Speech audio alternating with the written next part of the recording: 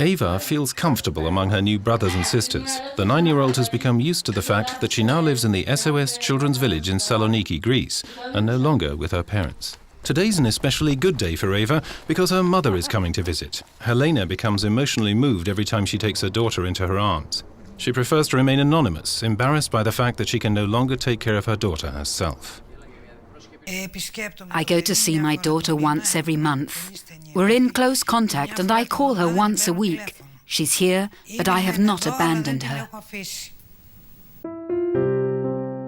Helena, her husband and Eva used to be a family that had their occasional problems but always made ends meet. But when Helena and her husband lost their jobs due to the economic crisis, the family fell apart a short while later.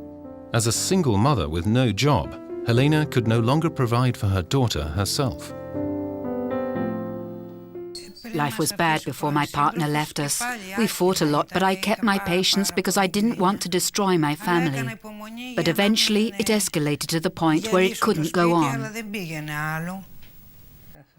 Helena saw no alternative but to entrust her daughter to the care of SOS Children's villages. Others in Greece face a similar dilemma.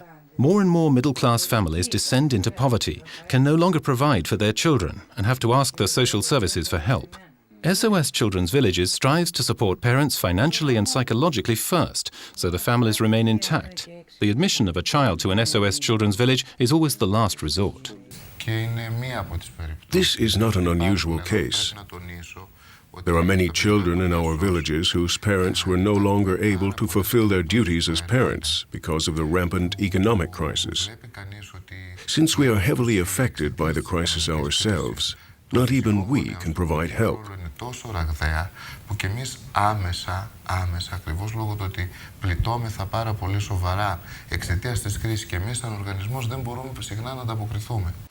The austerity measures have made the Greek SOS Children's Villages the only ones in all of Europe who no longer receive support from the state. In addition, the organization must now pay taxes for the houses it provides to children at risk. Donations are no longer tax deductible, which has led some large donors to withdraw from their commitments.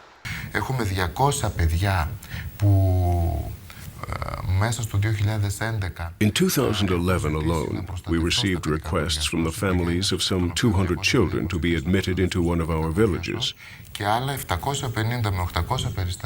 And that's not including the 800 cases of children who need financial support at home.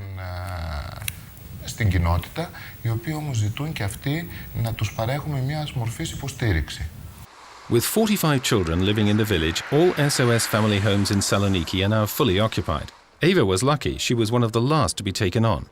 Her mother tries to maintain regular contact. I wish her the best. I want her to become a good person, and one day when she's grown older, I hope she'll understand why I had to bring her here. Helena hopes that living conditions in Greece, and her own, will return to normal soon, so she can bring Eva back home. But for the moment at least, it looks like Eva will stay at the SOS Children's Village Saloniki a while longer.